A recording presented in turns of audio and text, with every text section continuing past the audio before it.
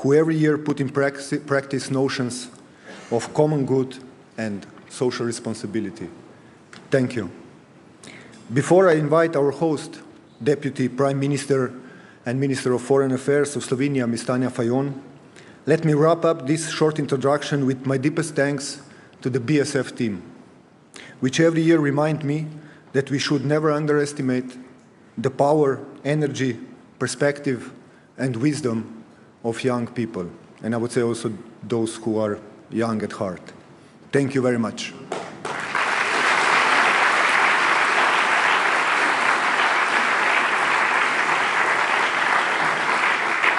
Okay, and now it's time to start working towards the common good. Please, Minister, the floor is yours.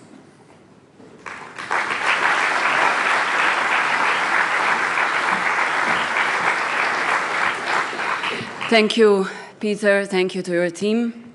Ladies and gentlemen, good afternoon.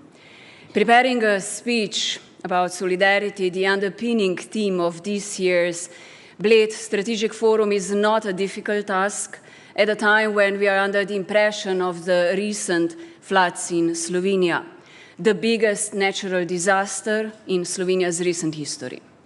At the outset, I wish to express my deepest gratitude to all individuals and institutions in Slovenia and abroad who helped our country and our people in these very difficult moments.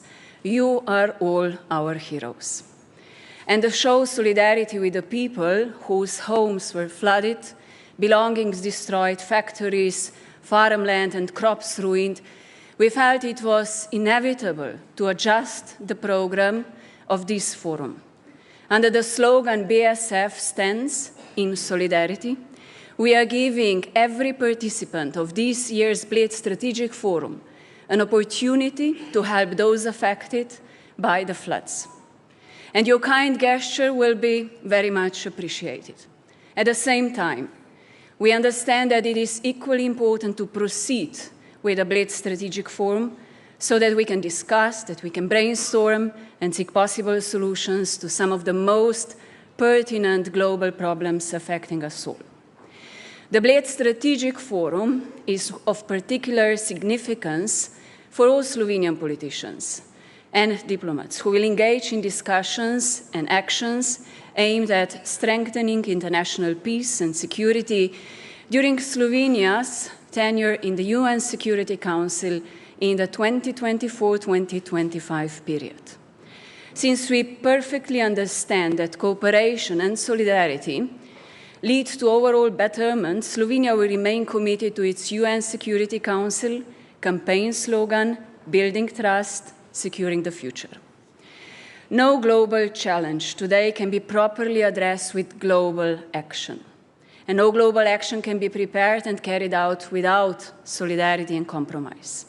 With the war in Ukraine and other armed conflicts around the globe, global food and energy supply disruptions, and poverty and the COVID-19 pandemic, cybersecurity, the world calls for our joint action. And rather than making us fall into defeatism about the problems looming on the horizon, we must act now. If do not start solving problems urgently, our generation and the generations to come will collectively pay a huge price. This world will change dramatically and uncontrolled fashion, also through natural disasters and armed conflicts. It is our duty to ensure that such scenarios be avoided. Ladies and gentlemen, I stand today on this podium not only as a Deputy Prime Minister and Foreign Minister of European and Foreign Affairs, but also as a Social Democrat, fully committed to what is called enlightened solidarity, based on the understanding that solidarity is not only a moral and human imperative, but also our investment for the common benefit. In my capacities, I envision a just global system where poverty is eradicated, where income balance and gender balance are the norm, where the world successfully combats climate change and implements transition to green energy sources, where we promote human rights, and so on. And equally important are the rule of law, media freedom, and honoring international commitments and principles such as respect of sovereignty and territorial integrity of states, as well as the peaceful resolution of conflicts. To me, global inequality is a particular concern today, in conflict with my political and personal view that all people should have equal opportunities.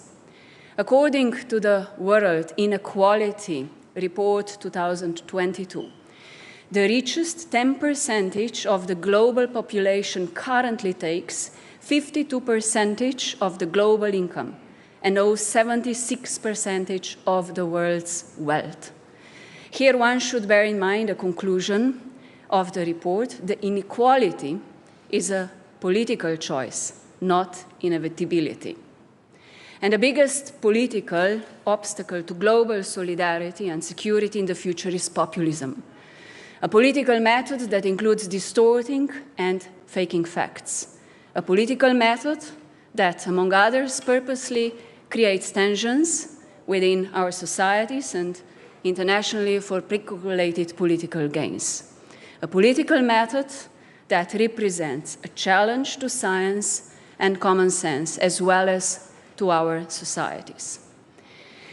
By way of illustration, imagine how difficult it is to fight climate change if it doesn't exist, as some populists wrongly and deliberately claim, or how difficult it is to integrate legal migrants if populists automatically consider them a threat to their traditional lifestyle as an intruders in their homes, and also what damage artificial intelligence can do if used by wrong hands.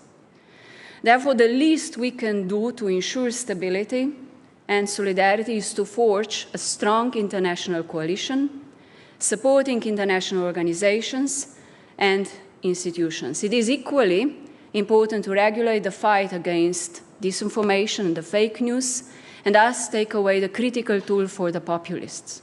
We must also properly regulate the artificial intelligence. And without addressing those phenomena, solidarity-based actions, and even worse, the entire concept of solidarity are seriously hampered, and consequently, the world may slide into chaos. Ladies and gentlemen, in its essence, international solidarity is as strong as multilateralism, and vice versa. In fact, the strengthening of international solidarity and security also, if not mostly, depends on effective multilateral system. That is why we must collectively and wholeheartedly support the implementation of the United Nations Sustainable Development Goals, which are an embodiment of cooperation and represent at the same time an indispensable stabilization instrument. Urgent actions are necessary to implement the goals of no poverty, zero hunger, good health and well-being, quality education, gender equality, clean water and sanitation, affordable and clean energy, decent work and economic growth, industry, innovation and infrastructure, and so on. The times are unfortunately less than ideal for implementation of these noble sustainable development goals, which are often sidelined due to other challenges. And today we probably live in the most dynamic period since the fall of the Berlin Wall in 1989, in a period of rapid changes. The war in Ukraine accelerated polarization. China and the United States have been competing to prevail politically and economically in Indo-Pacific and Africa. And the EU and US have been trying to adjust to these new realities, including by building and expanding a global networks of partnerships. There are two main, or at least two main priorities for Slovenia. First, to stop the war in Ukraine.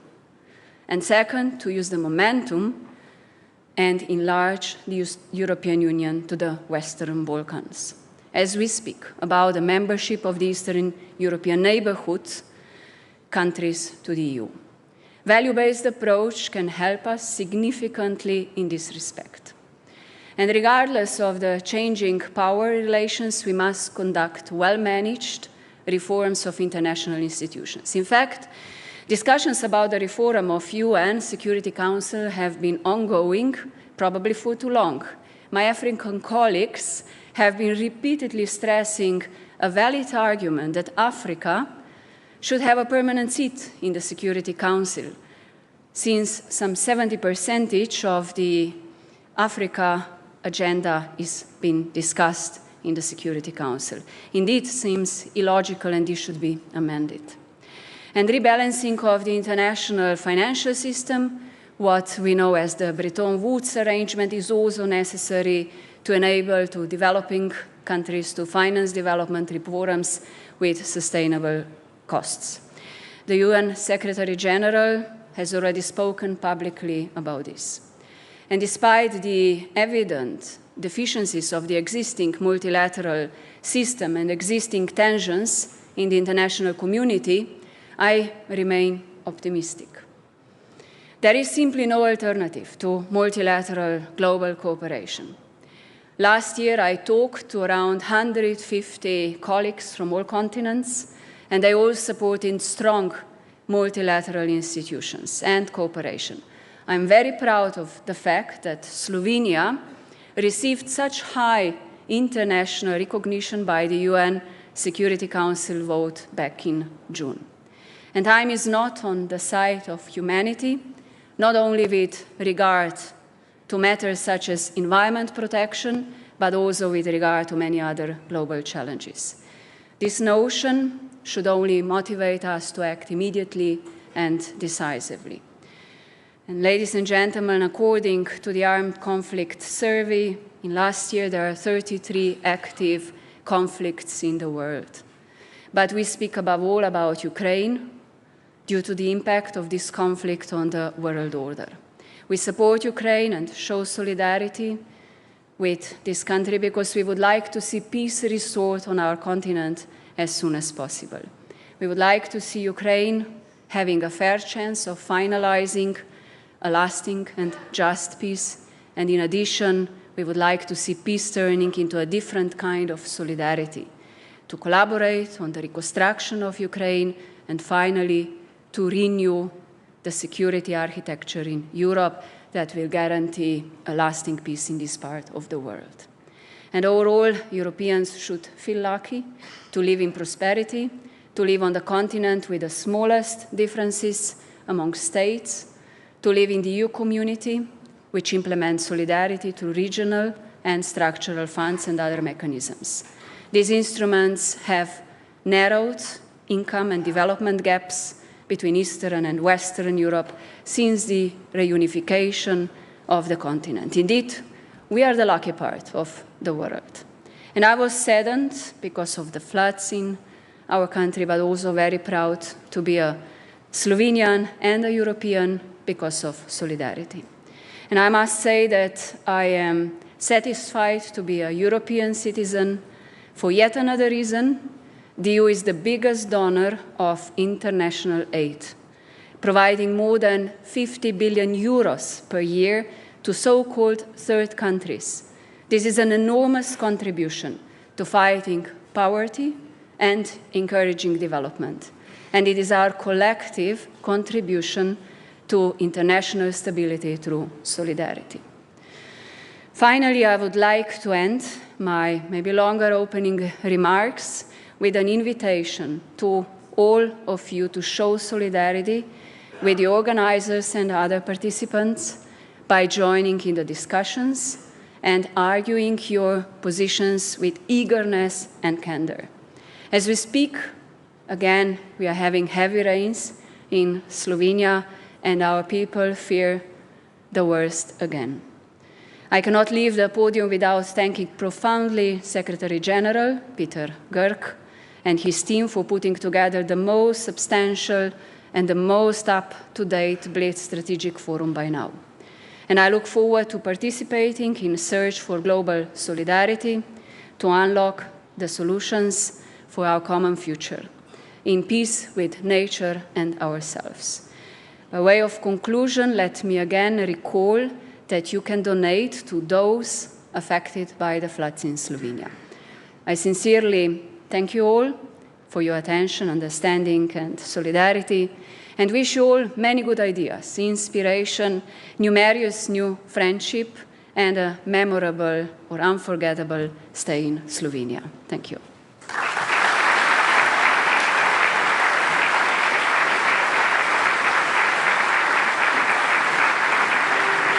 Ladies and gentlemen, the Prime Minister of the Republic of Slovenia, Dr. Robert Golob.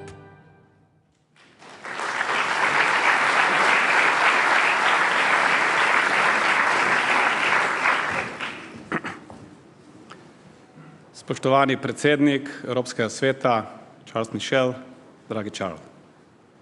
Spoštovane gostje in gosti, cenjeni, dobrodošli na Bledskem forumu, dobrodošli v Sloveniji. Dear Charles, distinguished guests, ladies and gentlemen, welcome to Bled's Strategic Forum, welcome to Slovenia. This month, on August the 3rd, Slovenia was hit by the most devastating floods ever registered in our history. Within a matter of hours, 10,000 of homeowners lost their homes. Families lost everything, not just material things.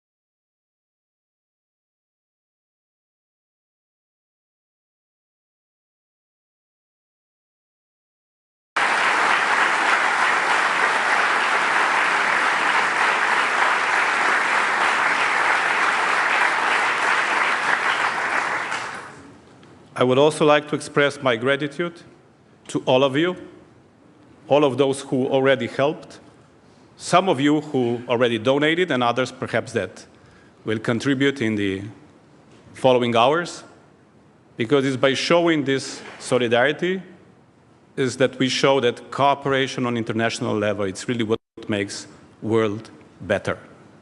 And I think this is one message we shall never forget, not just when we are in dire times, because you never know when things may get difficult for you.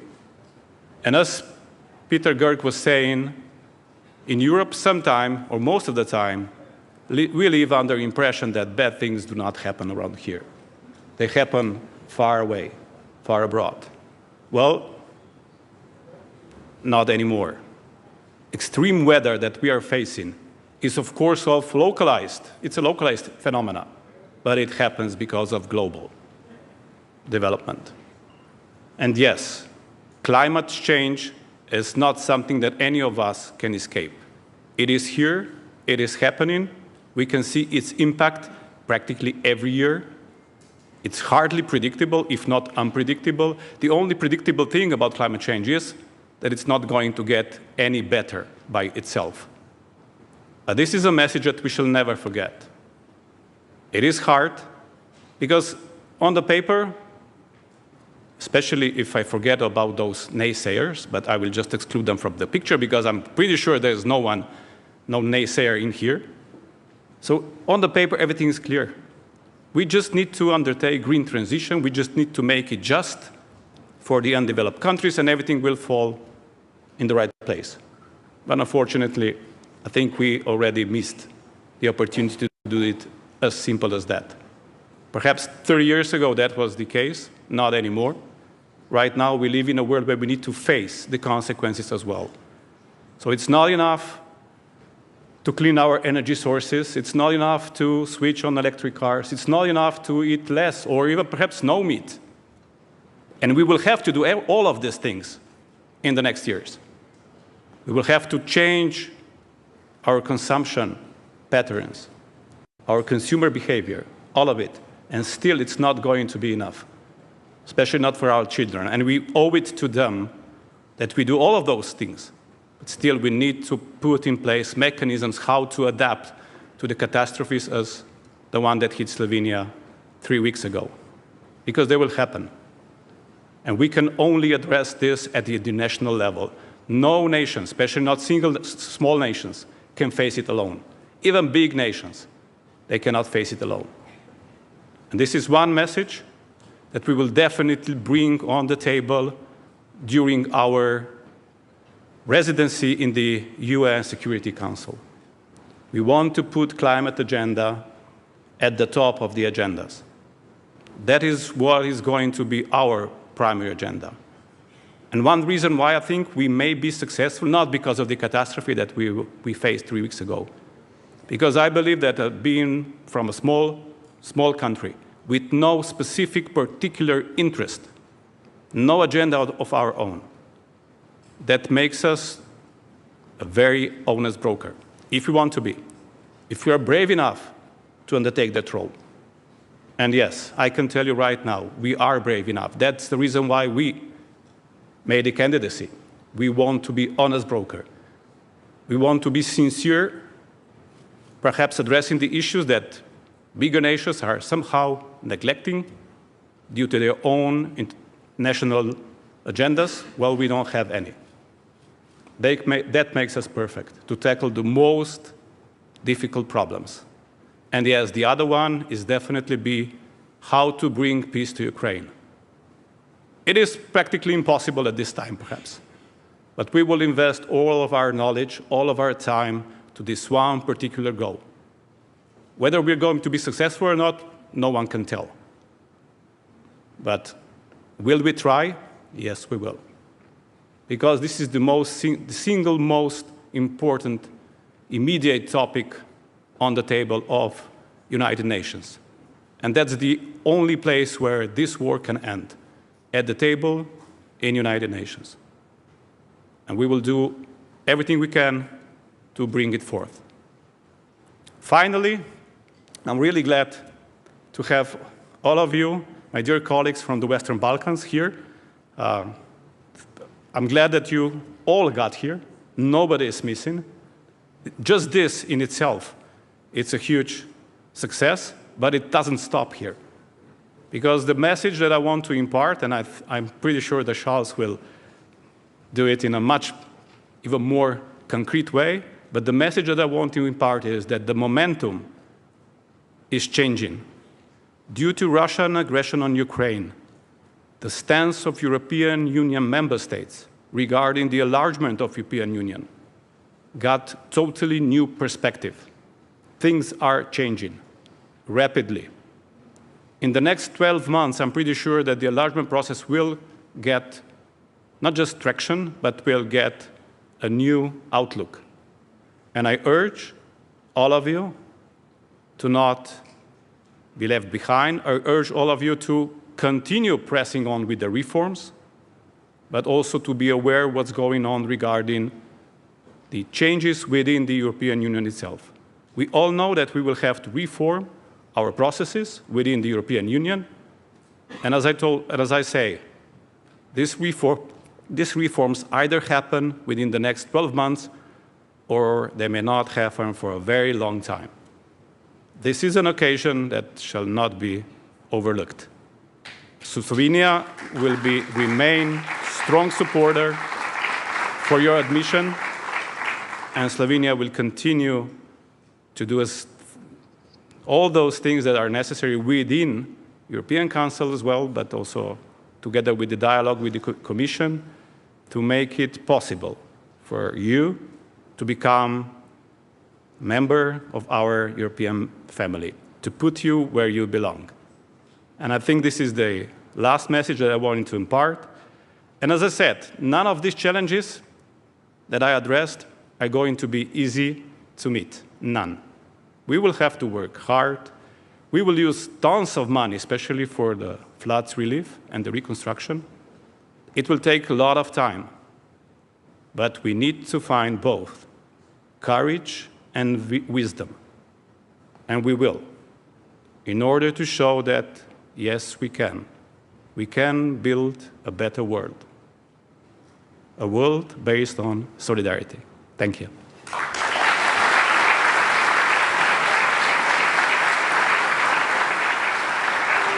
Ladies and gentlemen, the President of the European Council, Mr. Charles Michel.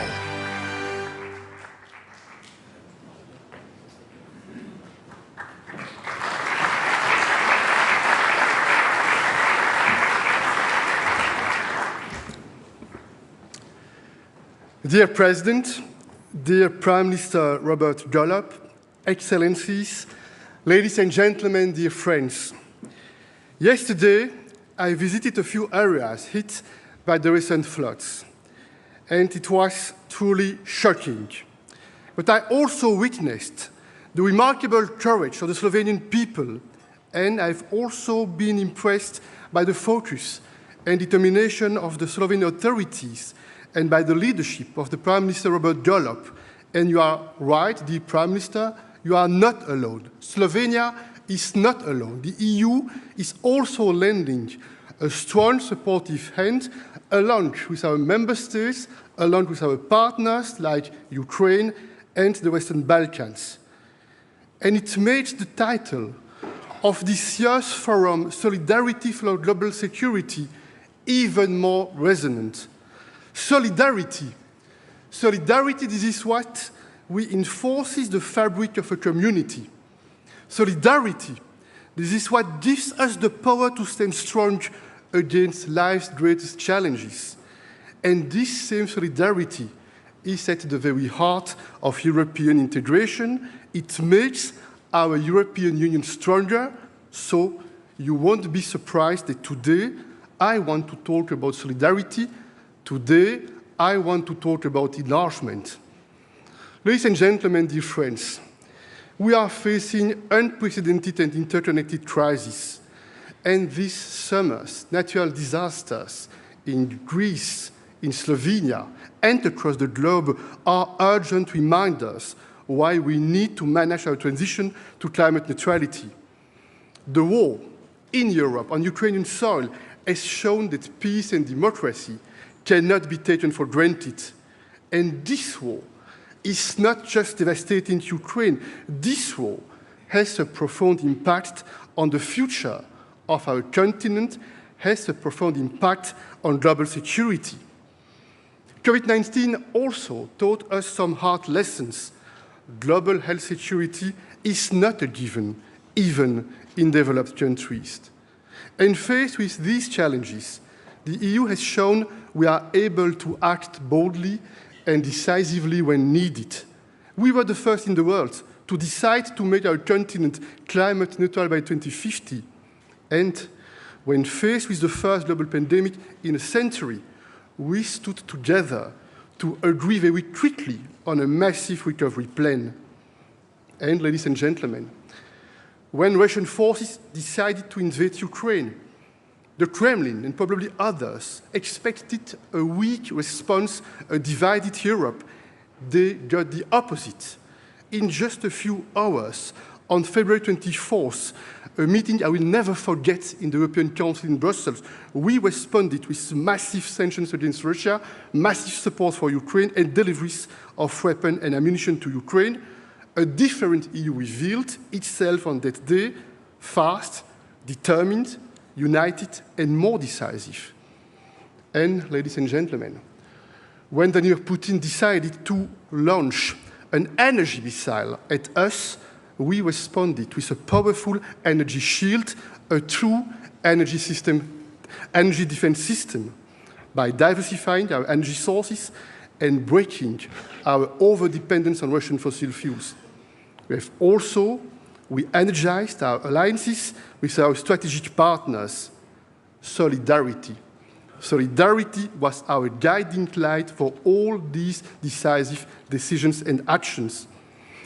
But, ladies and gentlemen, dear friends, in today's increasingly complex world, we as Europeans, we have crucial choices to make. Are we content with a European Union that only manages crisis? Or do we want to be a leading global actor that shapes the future? Are we resigned to a bipolar confrontational world? Or do we want to help build a multipolar world anchored in global cooperation? We have already become more influential. For instance, on climate neutrality, we became more assertive by confronting Russia's aggression, or even more realistic by working with partners not fully aligned with our values. We are also working hard to help remodel the global approach to development. It's essential to making the world safer and more prosperous. And we want to be more influential, to shape a better world, and we want to be stronger, to be a stronger ally. And that's why we are building our strategic autonomy brick by brick. Ladies and gentlemen, to be stronger, to be safer, the EU needs to reinforce our bonds and become more powerful. And that's why it is now time to tackle the challenge of enlargement, both for us in the EU and for our future member states. And yes, I believe this is how we should now call the countries with confirmed EU perspective, future member states. It's time to get rid of the ambiguities. It's time to face the challenges with clarity and with honesty. The road to the EU for the Western Balkans began more than 20 years ago, a region at the heart of Europe, surrounded by the EU. It was also a region emerging from conflict after the breakup of Yugoslavia. And the Thessaloniki Summit in 2003 confirmed the European perspective of the Western Balkans. But the slow pace of this EU journey has disappointed many, both in the region and in the EU.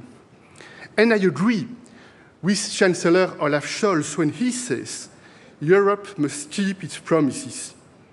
As we speak, the people of Ukraine are heroically defending their country, their homeland, their future.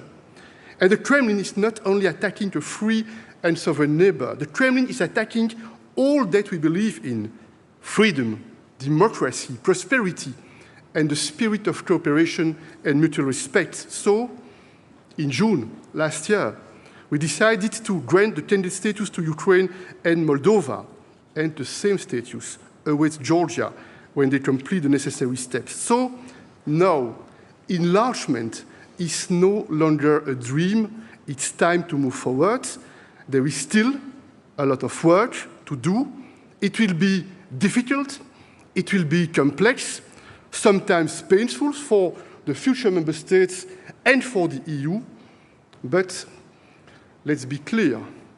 If we want to be credible, I believe we must talk about timing.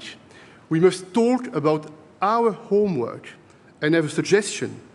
As we prepare the EU's next strategic agenda, we must set ourselves a clear goal. I believe we must be ready on both sides by 2030 to enlarge.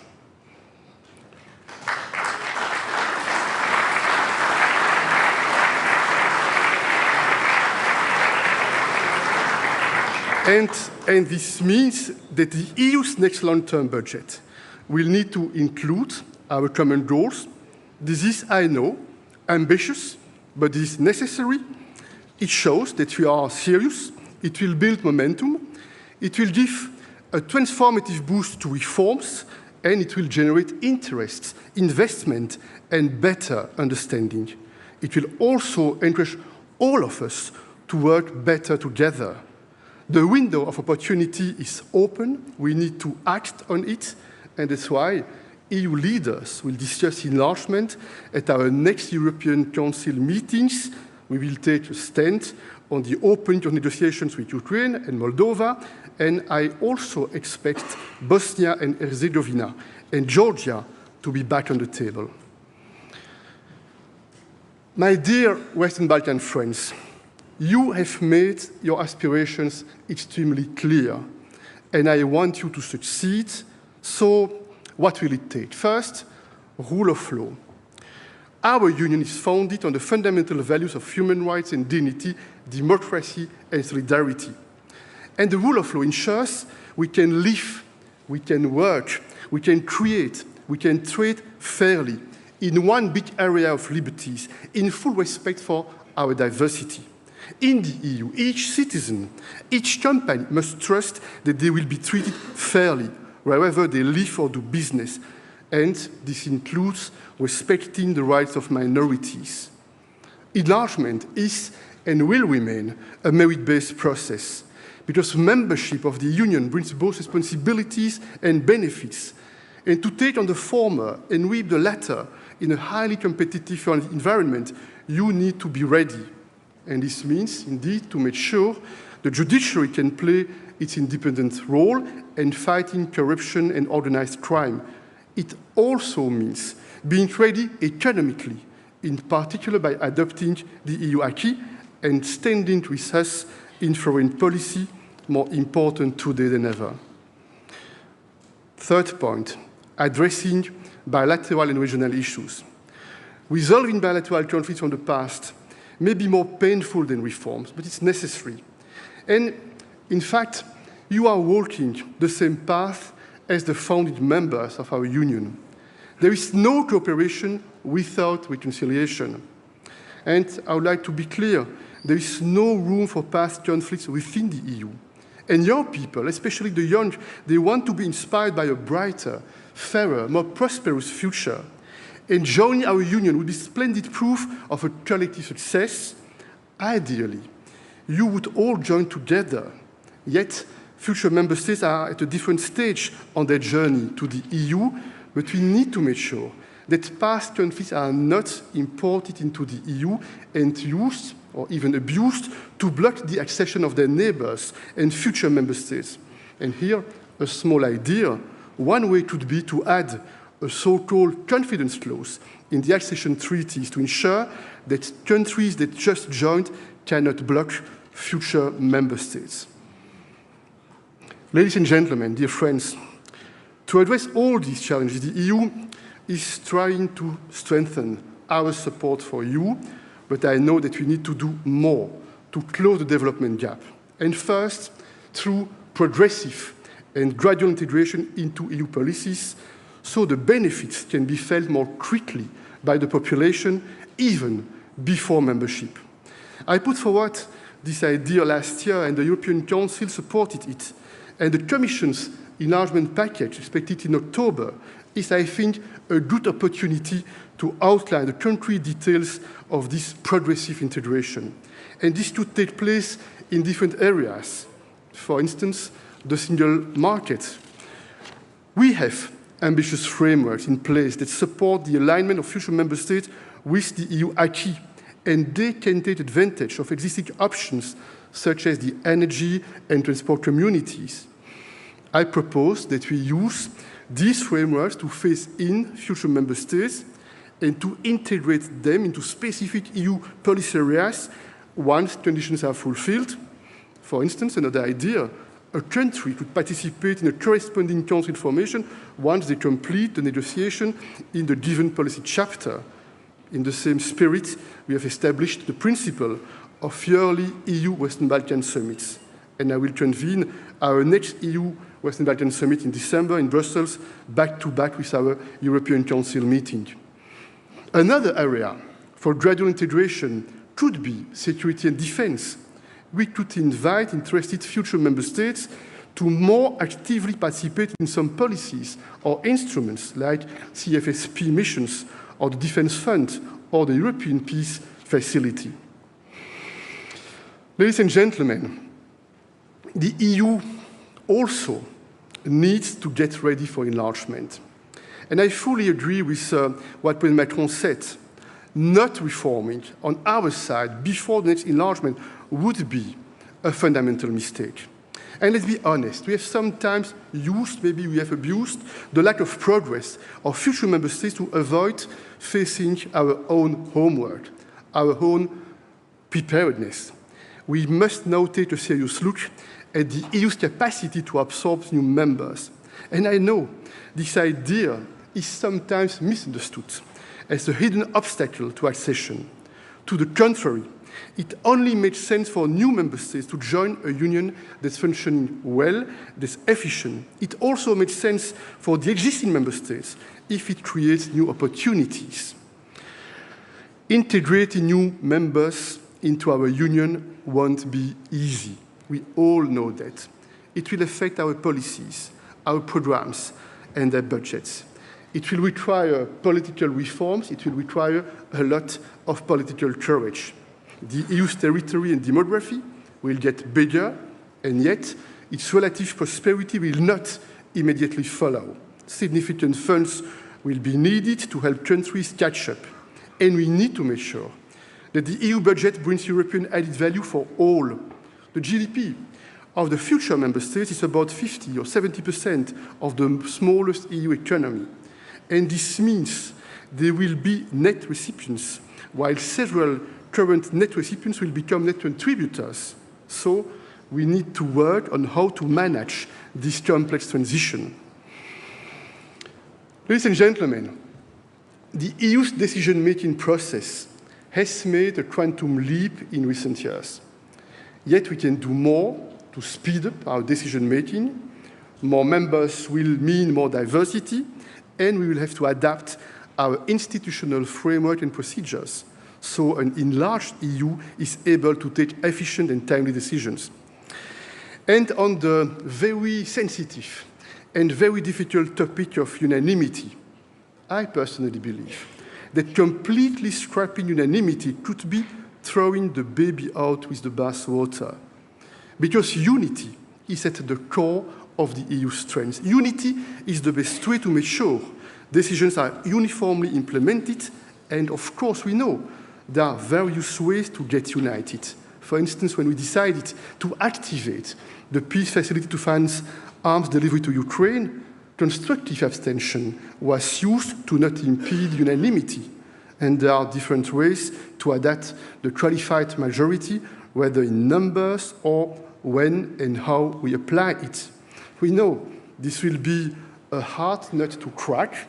Again, it will be difficult, but there is no way to avoid this debate now. Finally, ladies and gentlemen, let me share with you my personal conviction, not more than that. The heart of enlargement is, in my opinion, not about processes, screenings, assessments, negotiations, treaties. The heart of enlargement is about the people, about the future of our children, about the fate of Europe. So we need to make sure that we have the hearts of the people with us, the hearts of the people with us. This may be our biggest challenge. This involves explaining the EU. This involves highlighting the benefits, and it's a choice of society. It also means moving beyond the language of the past to focus on the future. With real political will, we can make both the EU and the future member states ready. Now, you have understood, is this the time to be bold? No, this is the time to build our larger European future all together. Thank you.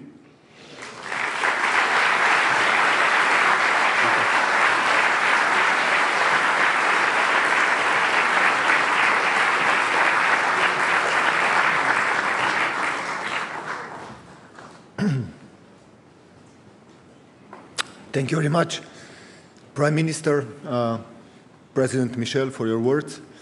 And now, the next speaker, I don't really have to introduce because over the years he already became a household name. But I'm always happy to announce him simply because this means that my job here on stage is done. And ladies and gentlemen, it's my honor, it's my pleasure to introduce your moderator for today, Mr. Ali Aslan.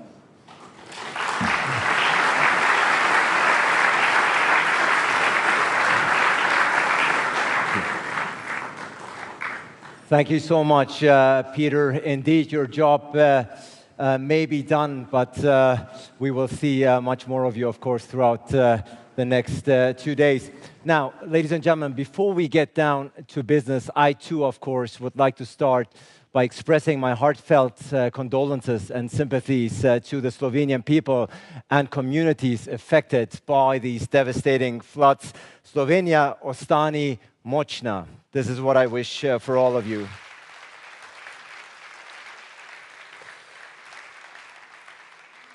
Now, for those who've taken part in the BSF in previous years, you may have seen me up here 1 or 2 times. I've had the privilege and pleasure of being part of this strategic forum since 2018, and I can tell you it's always a great delight to be back. Each year the forum manages to bring together an outstanding group of people to discuss the most pressing global issues that we're facing. And I think we can all agree, especially those who've been here throughout the years, its success is in large part due to the tireless work of its Secretary General, Peter Gürk, and his fabulous, fantastic team who succeed in raising the bar year in, year out. And I think this is a right and good moment to express our appreciation to them. Thank you so much.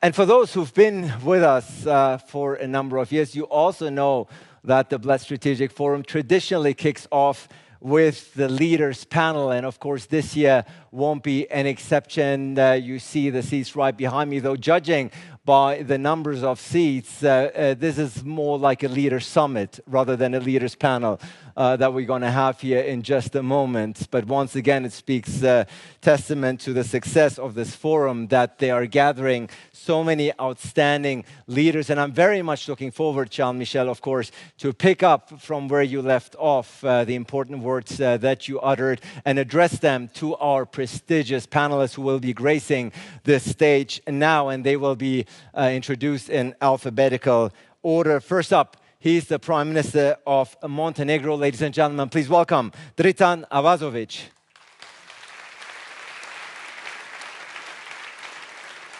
Hello, Prime Minister. It's good to have you. She is the Prime Minister of Serbia. Great to have her with us. Ana Brnabić. Hello. It's good to have you. It's right there. We're going down the row.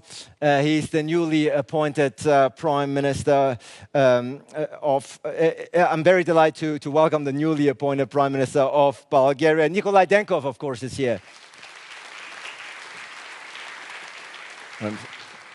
Good to have you with us.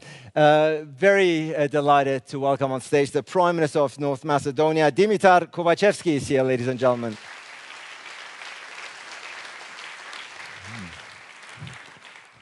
It's good to see you again, as always.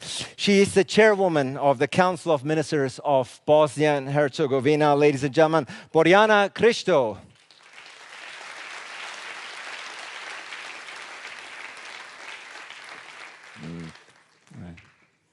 Welcome, ma'am. Right there. He's the Prime Minister of Kosovo. Good to have him with us. Albin Kurti, ladies and gentlemen.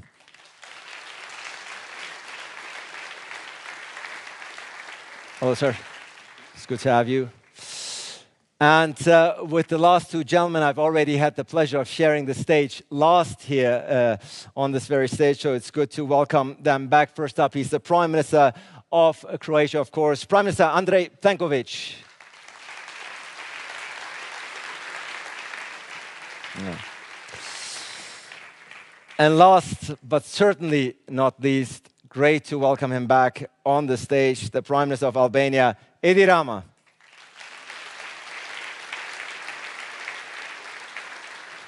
Okay. It's great to have you all with us. Much to talk about. Of course, the theme for this year's Bled Strategic Forum is called Solidarity for Global Security. And in turbulent times like these, I think it goes without saying that European unity, cooperation, solidarity is needed more than ever. Prime Minister Golob has already pointed out that Slovenia has experienced and enjoyed a remarkable display of solidarity and cooperation in the aftermath of the floods. EU countries have stepped in quickly to provide assistance to this country. But solidarity, of course, is also of essence when it comes to the issue of EU enlargement. We just heard the President of the European Council, Michel, very strong words saying the EU must be ready to accept new member states by 2030. Prime Minister Plenkovic, as the country that has been accepted to the European Union last in 2013, your country has just joined the Euro and the Schengen area, so clearly a success story.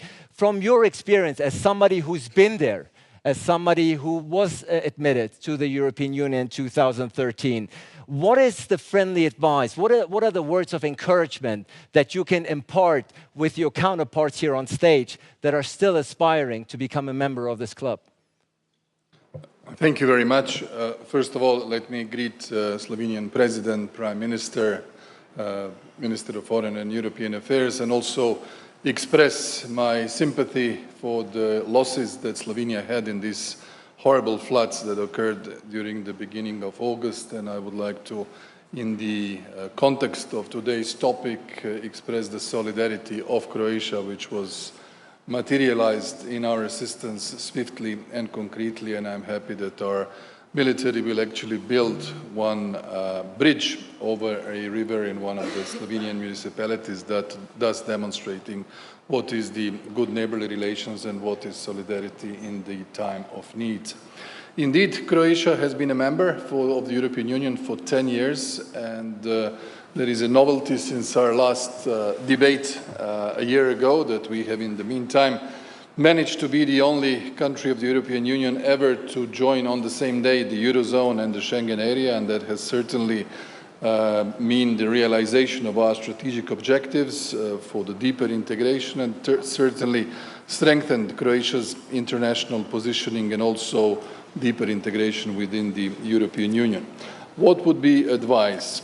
My view on the enlargement process stems, let's say, almost 30 years ago, but I will start with Zagreb summit in 2000, when Jacques Chirac was the president of France, and he brought the first Western Balkan summit to Zagreb. So 23 years have passed, and we are the only country from the region who has joined after Slovenia, of course, in the Big Bang enlargement in 2004. This has certainly meant a lot of work, a lot of reforms at home, but also changing context.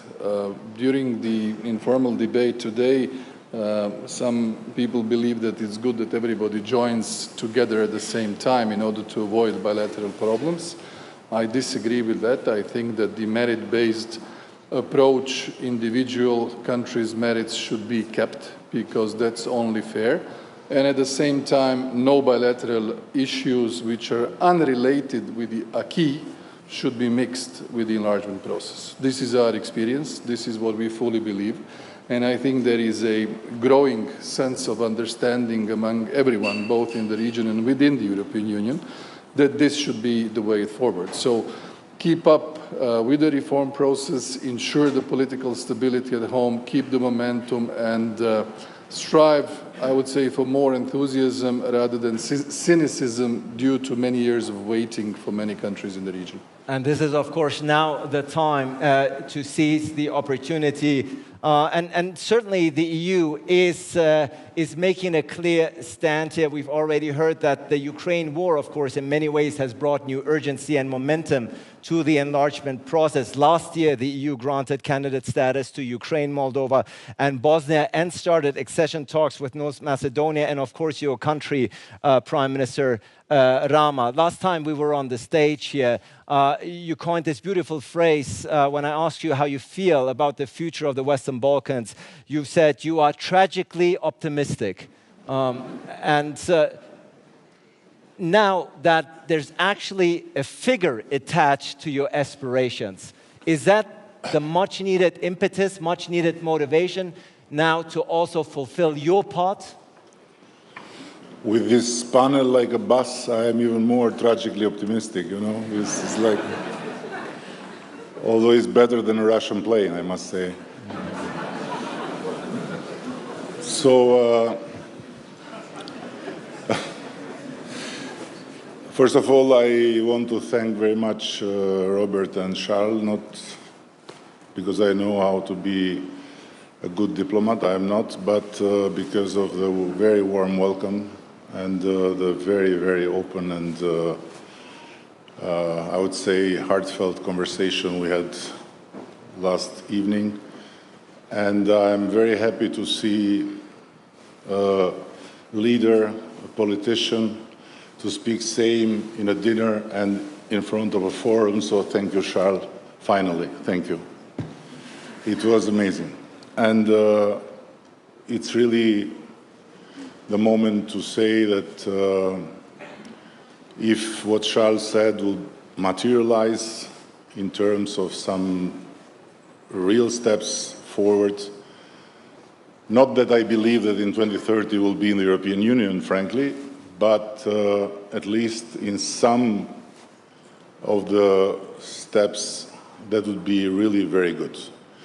Because while we speak about converging with the European Union, everyone has to understand that the gap of contribution per capita of the European Union towards between the, let's say, this region member states and the Western Balkan states is something like 137 euro for 6 of us here and more than 4,000 euro for 2 of us here, and also others. So this somehow has to be understood and has to be addressed with some concrete steps, considering that this should not be nothing or all. So from the moment all these countries have entered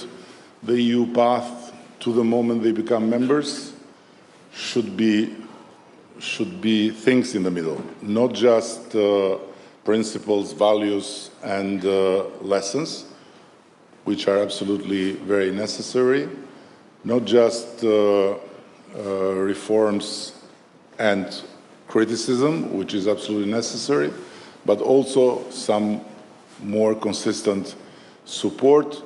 And I'm not saying simply financially, but also in terms of the access of our countries in the common market and of a much more open space also for our enterprises. Because, and I'll conclude here, everyone has to bear in mind that what is happening all these years in these countries is that on one hand, through the Berlin process, we talk about connectivity and infrastructure and about projects and about how to finance all this. On the other hand, guess who is building the infrastructure?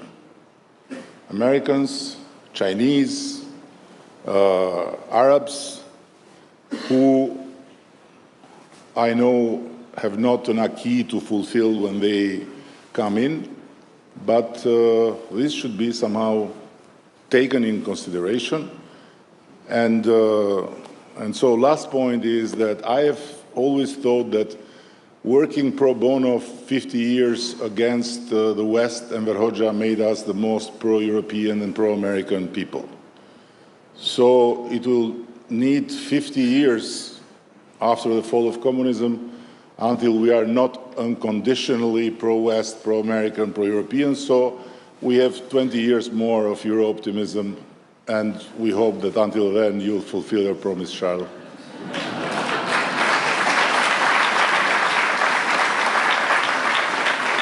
Well, there you go. There you go. The message has been delivered. Prime Minister Varnavić, you have said recently Serbia has no plan B regarding the EU, implying that is the only way. EU membership is the way forward for Serbia.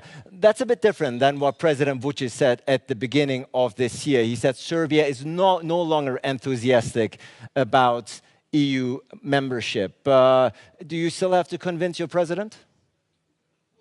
I'd say, first of all, thank you. Big thanks to the hosts. It really is great to be here. And condolences for all of the victims. And I'm happy that Serbia was able to send support and rescue teams and firefighters and everyone else, all of the rescue teams from different sectors to help and support our friends in Slovenia. And we will stay open to continue sending support. I would say that it's in no way different than what I've said. President Vučić is 100% right. There is a huge Euroscepticism in Serbia. And it really is due to the fact that, as Prime Minister Plenkovic said, you know, we've been waiting for more than 20 years. All of us have been doing different kind of things, you know.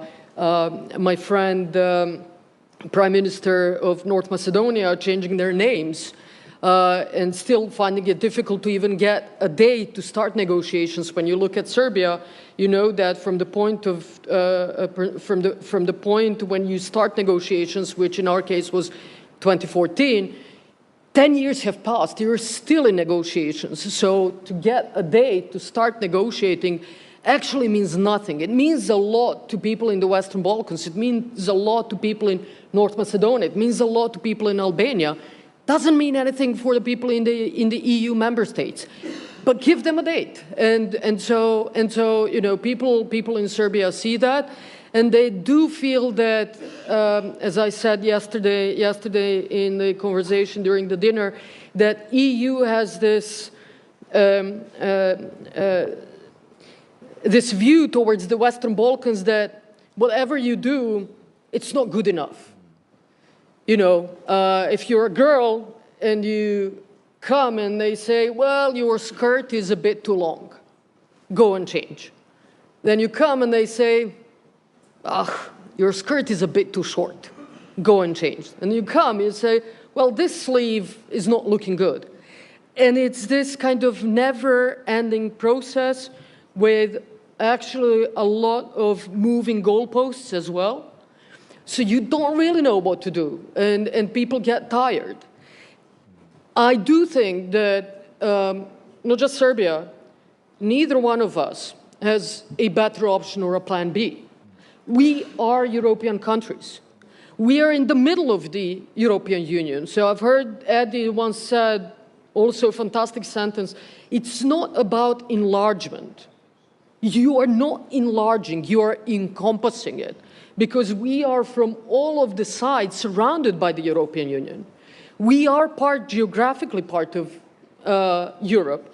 We are economically, culturally, historically, in every way part of Europe. Most of our foreign direct investments are from EU. Most of the jobs created are by EU companies. Our exports are mostly into the EU or, secondly, within the region of the Western Balkans. We are part of the European family of nations, and I think it would be good for, obviously, us, but I think it would be essentially good for European Union to also do that final step and make that brave political decision to just encompass the Western Balkans into the European family of nations. Provided, of course, that certain reforms will be fulfilled. One of them, of course, which we will hardly surprising will get into in the later round about the Belgrade-Pristina dialogue. But I do want to pick up on the frustration of the people that you've talked about, because that's something, Prime Minister Kovacevski, that you know all too well. Your country has had candidate status since 2005. You met recently with European Commission President Ursula von der Leyen, who afterwards tweeted, North Macedonia belongs in the European Union. But since 18 years since obtaining the candidate status, we do see frustration. I have a recent poll result, the 2023 Balkan Barometer shows that only 50% of respondents in your country still consider EU membership a positive prospect. That's a challenge to turn it around, isn't it? Well, first, thank you very much for the opportunity to be part of this panel. It's a pretty wide panel from Zagreb to Ljubljana. So, you see, Charles mentioned Thessaloniki 2003. And if you want to ask someone for being part of the process, then you were right to choose me to answer. At that time, we were not Macedonia, we were Macedonia. Montenegro was not independent, and Kosovo was not independent. So that's how long the process took. And when you say 50% are pro-EU, then I would say this is a great optimism after 20 years. You mentioned the frustration. Yes, there is a great deal of frustration. There are other researches of the public opinion which say that 80% of the citizens of North Macedonia are for Euro integration and pro-European, but at the same time, 80% of the citizens are against blockades which are coming one after another. And these blockades are coming from member countries in waves, which are used mainly for their domestic politics, not for international sin. And that's why I'm encouraged from the first time type of a statement like that done by President Michel, which he did today, that European Union should and will validate its will for enlargement. Why? Because now we are talking about enlargement, not only in the European Union, but also this is the key word in NATO. You know that we were the youngest member of NATO, North Macedonia, but not anymore, because now it's Finland. And if I draw a parallel, how good we are as countries, then you see, as members of NATO, we proved to be great partners. We didn't let grass grow over our feet, but we proved to be very active partners in NATO. And so far, I haven't seen any problem within the functioning of NATO with Albania, Montenegro, and North Macedonia being part of NATO. So if we make the parallel with the European Union, then yes, this is the only alternative. Why? Because the economies are connected. And our people work and live in the European Union when they live abroad. I had the chance to see my Macedonians which work and live in Koper. But also, I noticed that when you are going on the Riviera, it's like you are in Bosnia and Herzegovina. And because all the waiters are coming from Bosnia and Herzegovina. Why? For higher salaries. And when I asked them, how are you, they said it cannot be worse. Because we are working on 50 degrees on the sun, on the terraces. And then I saw a few Macedonian students which work in the cafe bars. And you know what they told me? Please make everything to put our country in the European Union. We want to go back home and work in a European Union country, but at home, not here in Slovenia. Thank you.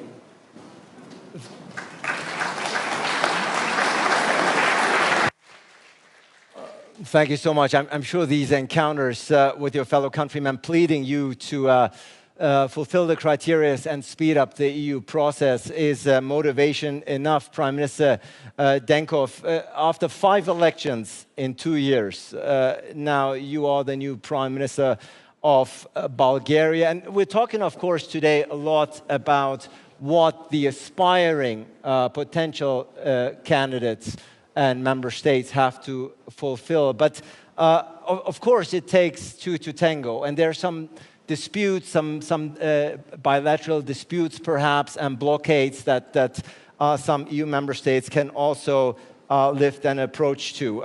You yourself, Bulgaria, has been a member since 2007, and it's no secret that your blockade on North Macedonia's EU accession negotiations demanding constitutional changes for the Bulgarian minority there have been an impeding reason and obstacle. I see the two of you are sitting together now on this stage. Dare I say, interpreted that as a good sign and a new approach on the part of your country? Okay, so first, thank you for the host to gather all of us together. We were together maybe 2 weeks ago in Thessaloniki. It is a good sign. We gather more often, we can discuss more often, we can understand each other better. So maybe I have to play the role of the bad cop here in a way. But let me clarify that Europe is not a geographical, or European Union is not a geographical entity. Europe is about values, because if we look only for geographical entities, we can select different geography regions, we can say Eurasia is even bigger, better, and so on and so forth.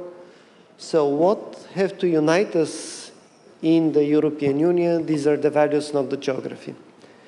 And I say this with a clear understanding that we have also our homework to do in Bulgaria. It's not something that we have not to deal with. It's not a secret that Bulgaria is also blocked by, let's say, the Netherlands and Austria to be part of the Schengen region, the Schengen zone. So I know what is the feeling when you make your efforts and then you're blocked by someone, probably in a way that you consider non-justified.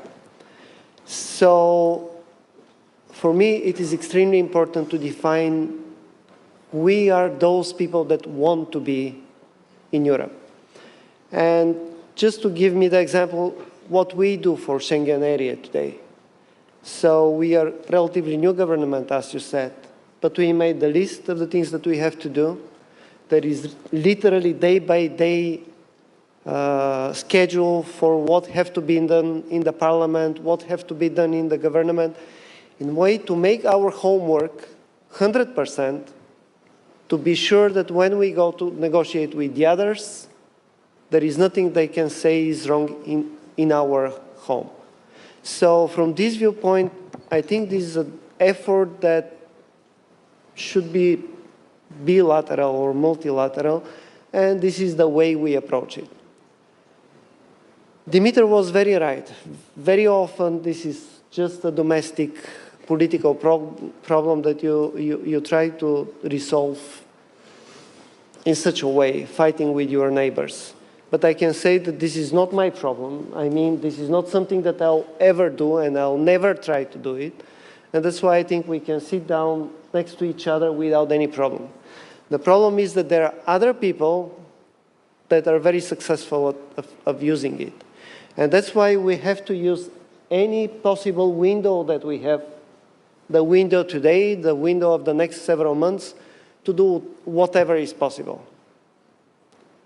And because everyone is staring at Bulgaria and saying, okay, why you stop them because of this change in the constitution? Let me ask the other question. Why there will be a problem to have Bulgarians as part of the list of the maybe 10 nations that are included or have to be included in the constitution of Macedonia? So personally, this is not my personal problem. This is a political problem, but this political problem now is part of the negotiations between North Macedonia and European Union, and I hope that will be resolved as it is defined in the projects. So I'll be more than happy to have all these countries next time when we gather together, have already started the negotiations. I'd love to have this, because I believe there is one Balkan Peninsula as a region, economically, geographically. I hope it will be also politically. But let me state again, we have quite a lot of homework to do ourselves in our countries. Yeah. The homework still has to be done. At the end of the day, the EU is not just a geographic region, but an alliance of values. And one country that has been trying to do its homework for many years on that regard is, of course, Montenegro. Prime Minister Abazovic, good to have you with us. The EU talks opened in 2012 and are still ongoing. Now, at the Prespa Forum in North Macedonia, you recently said, and I quote, "It's not only enough to say, yes, the door is open, please come, if you're ready, you're acceptable. Something needs to be done," you said, meaning give us a date, make something concrete. Now we heard European Council President Charles Michel on this very stage say 2030 is certainly the date we want to see enlargement. Is that something you can live with? Thank you very much. First of all, I want to congratulate President, Prime Minister and all government of Slovenia and, of course, staff of Bled Strategic Forum for this great organized, and express my solidarity with the people of Slovenia and to say that the Montenegrin people are in disposal with our capacity to help always our friends. We are a Euro-optimistic country of sun and fun, and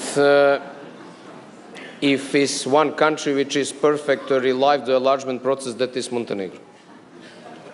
No problem with the neighbors, finally deliver result in fighting against corruption and organized crime, so rule of law is going better and better. But the question is, maybe it's too critical. We discussed last night, and I appreciate a lot President Michel, that sometimes EU leaders don't know exactly what they want. We know exactly what we want. We want to be part of EU. This is as soon as possible. We know exactly what we want. I am not sure that time by time EU leadership know what they want. Because if we want to have the extension of EU, which I think that is the two-way street, it's not only interest of Western Balkan to be part of EU. It's also interest of EU to somehow to involve, to integrate Western Balkan. This is question of security. This is question of future economical development in the globalized world. And I think that if we look in that way, especially after aggression of Russia Federation to Ukraine, if we don't change something, be sure that I think that after that we can come to some Euro-skepticism, and maybe we will give the possibility to some another third sides be more involved in the Western Balkan, and maybe in one moment Western Balkan countries, we don't have that kind of enthusiasm to join EU. The question is, no question, I like this comment, what my friend Dmitry say about the workers. Our people are integrated in EU. We don't have workers in our country because everybody are in EU. And the question is, how is it possible that our people are welcome in the EU and our state is not welcomed in the EU? This is the question. But I don't think, and this is what I not agree with Dmitar, he knows me that I support him in many aspects. If we wait to be part of EU to bring people back, EU will never open the door for us. Because the question is how we can make the close partnership and to use this region like not to look in the Western Balkan like a region of crisis, like a regions of conflict, but a region which can give the new, let's say, opportunity for the development of the EU. You have the BRICS country. BRICS country decide to have more members, which is okay, legitimate thing. I think that interest of EU is to have more members. It's to give, this is the question of solidarity, and I am glad to hear that from Prime Minister of Slovenia. So 2030, this is my last comment for us, for Montenegro. It's too far. Yeah. We cannot change the opinion of EU, but the key thing is that to know exactly what are the rules. Yeah. If they say to Montenegro, or to North Macedonia, or to Kosovo, or to Albania, or to Serbia, do this, and if you finish this, you have this, I think that is the fair. But it's not fair to say, do this, and after that, if you do it that, to say, okay, this is good, maybe this is not the moment, we're waiting for something else. And to conclude, in the name of the government of Montenegro, we are not selfish at all in the context of integration. Yeah. We're supporting that with Ukraine and with any another European country to go on into integration. But I think that it's not a good idea to wait for some conflict in Western Balkans and after that to wake up and to say, bring these countries inside of EU. I think that is much smarter to think that let's see, let's do it with the countries which are probably ready or will be ready for some time, and of course to keep the open door for every single country which want to share, I agree, values with another EU members. I think your country's EU aspirations are clearly underlined in the winning party, of course, in the recent elections is the Europe Now movement, once again affirming your country's stance. And High Representative Josep Borrell actually recently stated Montenegro is first in line for EU membership. So clearly 2030 for you in that regard is very understandable that it's too far of a date. But perhaps Montenegro, the country of sun and fun, perhaps we can add that as a criteria, you know, at the end of the day to speed up the process. But I think your point is very well taken, and Montenegro very much perhaps on the edge and on the verge of becoming the first country since Croatia in 2013. Chairwoman Christo, great to have you with us. Of course, your country applied in 2016 and was granted candidate status last year, but it goes without saying, it's no secret that still many concerns over ethnic divisions in Bosnia remain. There are deep disagreements in Sarajevo and Banja Luka that are detrimental to the unity of the states, in particular with regard to membership. Serb leader Milorad Dodik has vowed to sabotage the accession process should it further centralize power in Bosnia. Now, the words of Charles Michel, of course, today are very encouraging, but first, it's the internal rifts within your country that have to be overcome before implementing the necessary reforms. Is that correct? Pa prije svega hvala lijepa. Evo dopustite na početku da i ja također pozdravim našeg domaćina, premijera Goloba, naravno predsjednika Europskog vijeća gospodina Charlesa Michela, premijera Vlade Republike Hrvatske kao članica Europske unije i naravno sve lidere u regiji koji su danas s nama, napose sve sudionike ovog važnog samita ovdje u Sloveniji. Uz ove srdačne pozdrave dozvolite mi također da izrazim na poseban način potporu i suosjećanje sa premijerom Golobom za sve ovo što je Republika Slovenija, odnosno njeno stanovništvo, pretrpjelo za vrijeme ovih poplava i želim iskazati jasno i ovdje stav da je Bosna i Hercegovina učinila sve da pruži svaki vid pomoći i potpore i da ćemo to činiti dalje i napose u kontekstu ovog naziva da kažem, solidarnost kao globalna sigurnost. Thank you. First of all, I would like to greet Prime Minister Golob, the President of the European Council, Mr. Charles Michel, all the esteemed ministers, Prime Minister Plenkovic as the Prime Minister of a country that is a member of the EU, and all the esteemed colleagues, Prime Ministers of the countries of the region, and all the participants of this traditional conference. In addition to greeting you all, allow me to express our support, my support to both Prime Minister Golob and the Republic of Slovenia and its people that have been affected by the floods. I wish to note that Bosnia and Herzegovina sent its support and assistance, and that we, of course, remain open to providing every form of support and assistance that we can to Slovenia in order to overcome the consequences of the floods. Kazali ste da je Bosna i Hercegovina već 2016. godine predala zahtjev za prijem u članstvo u Europskoj uniji i ja želim kazati ovdje da naravno prošle godine, znači 2022. godine, najznačajniji događaj za Bosnu i Hercegovinu u pogledu procesa pristupanja bio je dobivanje kandidatskog statusa i to je za nas i u formalno-pravnom smislu jedan korak bliže ka onom zajedničkom cilju kome mi zapravo težimo. As you said, in 2016, Bosnia and Herzegovina applied for the membership in the EU. In 2022, we were granted the candidate status, and it was one of the most significant moments in our EU accession process, and of course, a great step forward towards our mutual aim of becoming the members of the EU.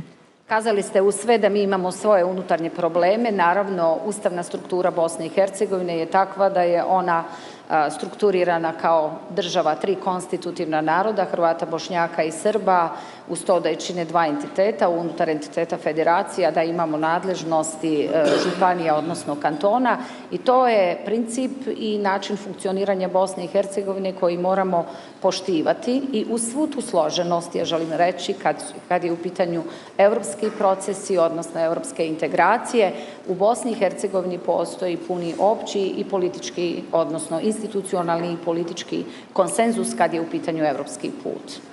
We have to keep in mind the fact that in terms of its organization, Bosnia and Herzegovina is a complex state that is comprised of three constituent peoples, Bosniak, Croats and Serbs. We also have two entities. The Federation of Bosnia and Herzegovina also has cantons. So this is a principle upon which Bosnia and Herzegovina functions, and we all have to appreciate those principles. Even though we have this complete structure when it comes to the EU accession process, we have a general institutional and political consensus in Bosnia and Herzegovina related to the EU accession process. Znači, u svu složenost naših političkih prilika i funkcioniranja zapravo vlasti, ja mogu reći da je Vijeće ministara Bosne i Hercegovine u ovom sazivu napravilo jedan ogroman iskorak, uskladilo svoju legislativu, dobar dio svoje legislative u pogledu jačanja demokracije, vladavine prava, borbe protiv korupcije sa akijem Evropske unije, a na poseban način u potpunosti uskladilo svoju vanjsku i sigurnosnu politiku sa politikom Evropske unije. So despite these complexities that we have when it comes to our governance system, I have to emphasize that this Council of Ministers actually achieved a huge step forward when it comes to our legislation and in terms of strengthening democracy, the rule of law, and the fight against corruption, and aligned these principles with those of the European Union.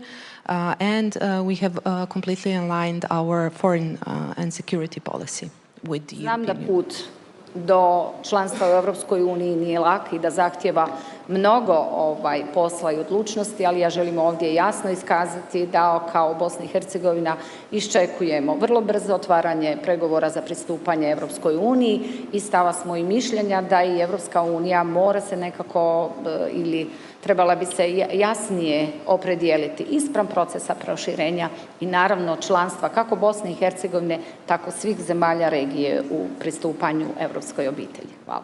We are aware of the fact that the path toward our full membership in the EU is not an easy one, but we are definitely looking forward to commencing negotiations between Bosnia and Herzegovina and the European Union as soon as possible.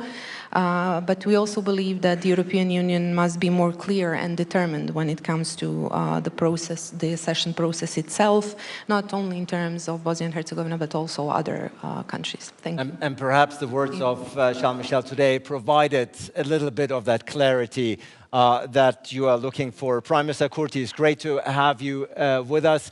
Your country, of course, applied for EU membership last year. What distinguishes you from the other countries here on this panel is within the European Union, there are 5 who do not yet recognize you: Spain, Romania, Slovakia, Greece, and Cyprus. So the first task is bringing these countries on board. How optimistic are you? What is being done from your side to convince those 5 countries to come on board and proceed with the membership that you have applied for last year?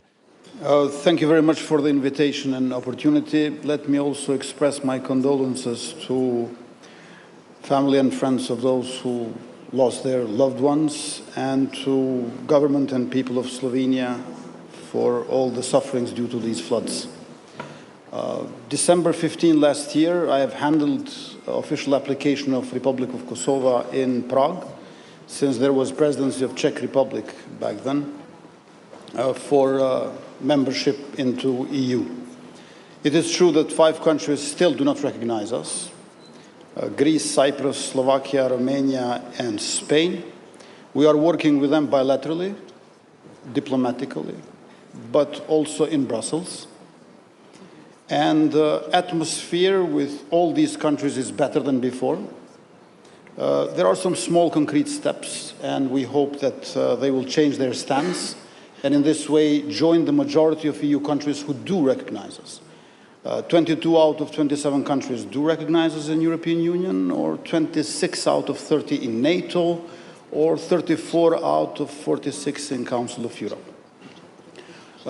One other way how we try to persuade countries who are still, let me call them skeptics, is by democratic and economic progress in Kosovo. Kosovo is a double success story. Is a success story of NATO intervention in 1999 to stop the genocide of Milosevic's Yugoslavia and Serbia at that time, and is a success story of democracy and economy going hand in hand.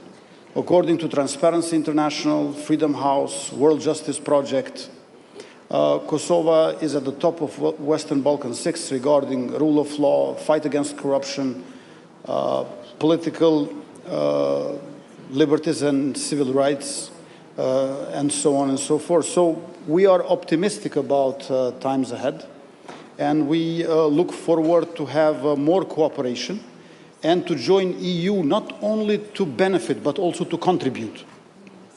In Western Balkan 6, we could say that European Union is a sort of a secular religion. And I don't mean this is wrong, neither bad. It is important to be aligned in value-based policies that we do. Of course, with other countries, with Brussels, there will be this transactional aspect. But in transactional aspect, there is always this drive of becoming a sovereignist when it comes to politics, history, culture, and economy. But value-based policy brings us together, integrates us. And here I mean that first and foremost is important to have alignment regarding common security and foreign policy. In Kosovo, I have increased annual state budget for this year, in particular for healthcare, education, agriculture, and defense. We look forward to become members of Council of Europe and get Partnership for Peace program in NATO. And what I consider important for our region is to get done with these recognitions, mutual recognitions, all 6 countries of Western Balkans as a region. Because de facto and de jure recognition are divided in the Balkans. You have de facto recognition somewhere without de jure, and somewhere else you have de jure without de facto. So this has to be settled. I think it's doable, solvable. And protection of minority rights across the region. I think in a few years' time, we could become members of European Union, and I hope that also European Union, hand in hand with external enlargement, will do internal consolidation and reform. But of course, Prime Minister, a key precondition set by the EU for your country to move forward has been the conclusion of the normalization agreement with Serbia. Recently, the US and the EU have come down very hard on your country, blaming you for provoking a crisis and escalating the situation in northern Kosovo by forcefully installing Albanian mayors. And measures have been adopted against your country in that regard, and I quote, that's what the EU said, because of Kosovo's inability to take considerable steps for de-escalation. At a time when Europe for 18 months now has been preoccupied with the war in Ukraine, is this not the right time to seize the opportunity but also de-escalate the situation? Now is the time more than ever, isn't it? Yes, I fully agree. We need de-escalation, we need to ease tensions, and it's around 2 months now that in northern municipalities of Kosovo there has been no violent protests nor incidents. We have decreased twice by 25% the presence of Kosovo police in these municipal buildings, and I look forward to have early elections in the northern municipalities, and I hope that we're going to have a fair and open campaign for free and democratic elections. We need the help of international community, but on the other hand, I believe that people understood in Kosovo that those who integrate, they live better. So integration is something which is beneficial for the citizens, but at the same time, we as government are there to ensure equal rights for all. We have done so very much when it comes to economy, for example. In first 6 months of this year, budget revenues increased by 15.8%. In Kosovo, people pay more taxes, and this also shows fidelity to the state. And now we have had a doubling of both exports and FDI. So economy, which is doing better in Kosovo, especially in these last 2 years, helps integration. The escalation is, of course, what we're talking about. And the same thing, of course, Prime Minister Barnavic, goes for your country. The EU has made very clear that the completion of the Belgrade-Pristina dialogue is a precondition for your country's EU membership talks to advance. Now, I already mentioned that EU and the US have criticized Kosovo for the situation in northern Albania, but at the same time, there are top US and EU lawmakers who say the West is too soft on Serbia when it comes to easing Kosovo tension and is not putting enough pressure on your country. Now, you both want to be part of the European family. You want to be both part of the European Union to be adopted as a member. These escalations are hurting not just Kosovo, but also your country. Can we expect some positive steps also from your country moving forward? Well, firstly, I have to say that for me, it's one country. There are no two countries. There are not both countries. Kosovo, as the so-called Republic of Kosovo, is not an internationally recognized country. It's not a member of the UN. And yes, obviously, I doubt that it will become part of the EU, at least until there is a 5 non-recognizers. I would say that the normalization, which is in the interest of both Belgrade and Pristina, which is in the interest of both Serbs and Albanians, which is in the interest of the entire region, is something that is very high up on the list of our priorities.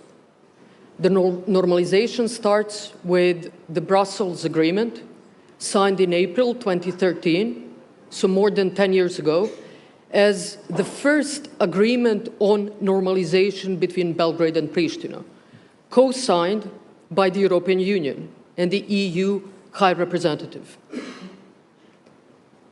The only one and only thing that Pristina needed to do, in accordance with the Brussels Agreement as the first agreement on normalization, is the establishment of the Community of Serb Municipalities.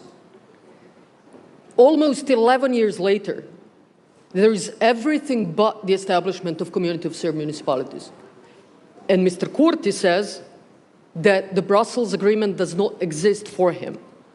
Let me remind you once again, that is the first agreement on normalization, that it needs to be implemented. And the European Union is the guarantor for the full implementation of that agreement. So what we are waiting for is the Community of Serb Municipalities. Everything else, we live for peace and stability. It is in our vested interest to keep and preserve peace and stability in the region. Thank you. Prime Alvin Kurti, 10 seconds reply.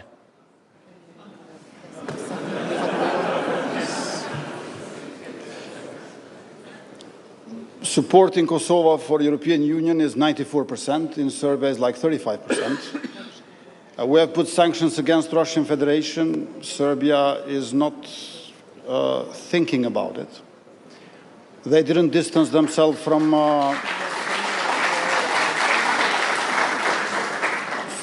neither from Milosevic nor from Putin. So it's not easy for us. I want to normalize relations, and I would immediately do that, for example, if my neighbor would have been Czech Republic. But normalization of relations with Serbia are much more difficult. Yeah. It can happen because we need to implement this basic treaty that President of Serbia and myself agreed in Brussels. But normalization in psychology means absence of confusion between reality and fantasy. And that's another register where I cannot contribute, unfortunately. Prime Minister Plenkovic, already we're seeing why there are still difficulties despite the positive tone set forth by Charles Michel today and generally the moment to be seized. Indeed, there are some who believe that Western Balkan countries are actually less ready for EU membership than they were 5 years ago. We have actually the EU Special Representative for the Balkans, Miroslav Lajčák, on record writing for the Bled Strategic Times, saying, at current rate, no candidate will be joining in the next decade. So as your counterpart, Prime Minister Denkov said, who said, let me be the bearer of bad news, there's still a lot of work here to be done, isn't it? Well, if I may just to a little bit underpin what Charles has said, I think he said that 2030 should be the year that we should strive for when both the European Union on one side and the candidate countries are ready. I don't think he has set a fixed date that 2030 everything will be over. I remember of course not. years ago when we were very impatient, just as the colleagues are today, then some of the senior politicians from, at the time, EU member states used to use the phrase, please, sense of realism. Yeah. Sense of realism in terms how the things will unfold, because what was, I don't know, 2006 for us, it was very late, ended up eventually to 2013. So I think it's very good that there is some sort of a time frame that is being put ahead. But what the debate today demonstrates how many open issues there are between the countries. And that's why I said at the beginning we can't have an unblock approach. I mean, Croatia's strategic foreign policy goal for years was to destroy the regional approach of the European Commission, which was divided in '97. We managed when it comes to our own interest because it would have been detrimental. If the approach was still valid, then we wouldn't be members for 10 years. So I shouldn't say anything more about the logic that we are saying. I think everybody understands. Second point is that all the bilateral issues which are not formally, strictly, legally related with the acquis should be eliminated from the process of accession. That's the only way to go forward. And I'm speaking from experience. Yeah. And that's not really quantum physics. to establish. So we should be very correct in that respect. But I would like to point another thing. I think the whole enlargement debate across Europe has been actually accelerated now due to the Russian aggression against Ukraine. If this hadn't happened, then the process would have been very mellowish with the new negotiations methodology that we adopted during the Croatian presidency back in March 2020. So I think that the strategic threat for the security of the European continent, for the stability, for the economic situation, energy situation, and then in turn our own social peace internally, is actually moving the process forward. And that's why I think we are discussing now the political momentum rather than the technicalities and the bilateral issues. For bilateral issues, I think we should have a principled position. You can have bilateral issues, but if they are not related with the key, we couldn't care less for the accession negotiations. And that should be accepted by the current EU members. This is my point. And I think the North Macedonia example is emblematic. I mean, they've been waiting for 15 years to address the Greek issue. Once it's addressed now, we have another issue. And this is not fair. This is detrimental for the image of the European Union. I've been saying this publicly for years. And I will continue to say that, especially from the experience of Croatia. But I think in December of this year, we should make concrete decisions, country by country, based on the Commission recommendations, because next year we have a year of relevant global elections, Russian elections, European elections, American elections. By the time we set up new institutions, we'll be in January 2025. Yeah, so still quite some steps to be done. We are slowly running out of time here. Clearly, this is a debate that we could have continued for a long time. Many of these issues, bilateral even, would warrant a panel in and of itself. And as I believe, many of them will tomorrow when the discussion will be a bit more in depth. But to do a final quick round, Prime Minister Rama, there's a legend here. The legend here in Bled goes that if you ring the wishing bell in the church tower here on Bled Island at least 3 times, your wish actually might come true. Now, I don't know if you have time to actually do it, but hypothetically speaking, moving forward for your own country, what is the wish, particularly in regards to its future in Europe? Listen, first of all, I have to say that I'm not impatient at all. I was impatient a lot before starting the negotiations because it looked very neurotic that they were telling us, we want to marry you, but we don't want to talk to you. Now that we are talking, we are fine. We will do our job. Because at the end, the whole process of accession talks is not convincing the EU that we are good for it, but is transforming our country. And the accession talks are, in my view, the most incredible know-how transfer on state building that humanity has created. So. But going back to the wish, I don't want to sound dark here, but I was listening to Dritan from the Sun and Fun country that mentioned something very important. There is a very natural, and it should be like this at the end, because EU is about values, is about very important principles, and this is what has created it as a project of peace based on values and principles, that Ukraine should be seen like a possible member state. But I wish this will not be on detriment of the Western Balkans. Otherwise, when Dritan was talking, I was looking and I was saying, okay, who should attack who in this panel to get the membership faster with Ukraine?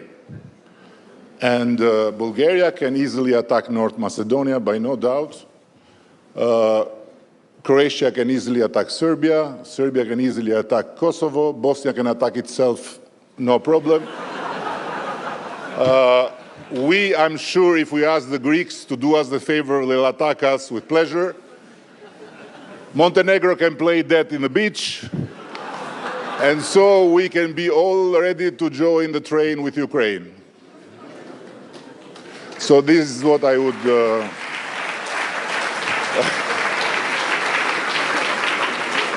I know it sounds a bit dark, but, you know, after this Russian plane story, we are a bit puzzled. Yeah. And closing in a different note, I don't know if you heard about Russia having this negotiation to unify the clock, because they have 9-hour difference from one part of the other of the country. And the Prime Minister went to Putin and said, Mr. President, we have a problem. I sent my family in holiday, and I called to tell them good night, and it's already morning. They are in the beach. I called Olaf Scholz to greet for the anniversary, and they say it's tomorrow. Yeah. I called Xi Jinping for the new year. They say it's still the old year. And Putin says, yeah, it happened to me. I called Prigozhin family to say sorry for your loss. The plane was not taking off yet. Wow.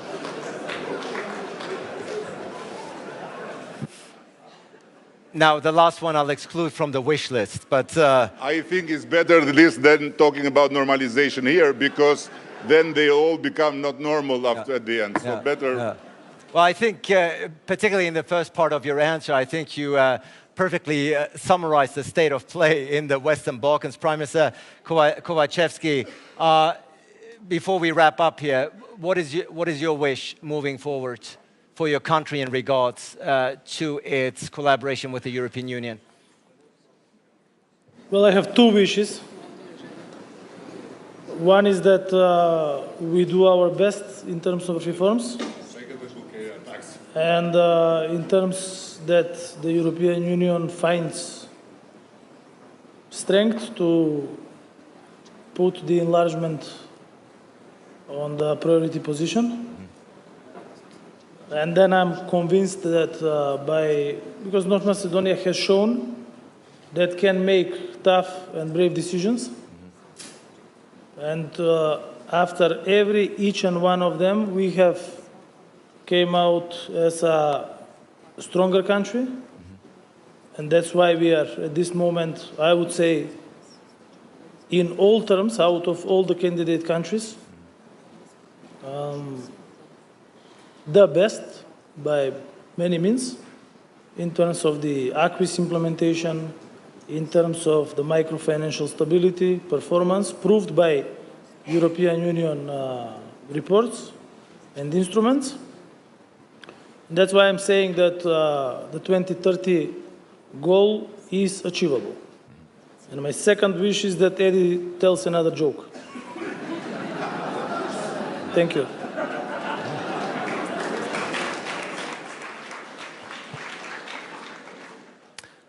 Chairwoman Christo, 30 seconds, please, each, so we wrap up this panel. Also, your last word, your wish moving forward. Pa prije svega kad je u pitanju budućnost Bosne i Hercegovine, njena prije svega opstojnost, prosperitet i evropska budućnost jeste dijalog i kompromis unutar same Bosne i Hercegovine. Mislim da smo svi jako svjesni kako je strukturirana Bosna i Hercegovina i to je put kojim smo i danas došli, kojim pokušavamo riješiti pitanja. Naravno, sva ona pitanja koja se ne mogu riješiti, kazali smo, i naš cilj jeste od dobivanja kandidatskog statusa što žurnije otvoriti pregovore za pristupanje, kako bismo naravno, kao i Bosna i Hercegovina, zajedno sa zemljama regija, u cilju opstojnosti, budućnosti, sigurnosti, mira i ekonomskog osnaživanja u cijelom regionu, postali što prije članica europske obitelji. First of all, when it comes to my wishes, looking in the future, when it comes to Bosnia and Herzegovina, we're definitely looking forward to our European future and our prosperity. We have explained the complex structure of Bosnia and Herzegovina. However, we have to deal internally with dialogues and compromises and appreciate the structure of the country that we have.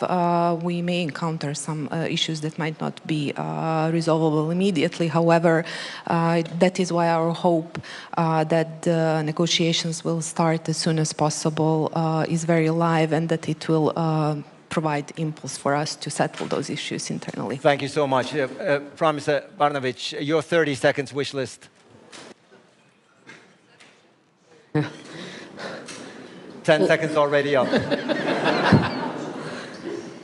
I hope for the peace in Ukraine, and I think it will bring much more stability to the continent, and also to all of us. I hope for the peace in Ukraine. Thank you. Prime Minister Abazovic. Because it's very good atmosphere, our wish is to keep the good weather to extend the touristic season.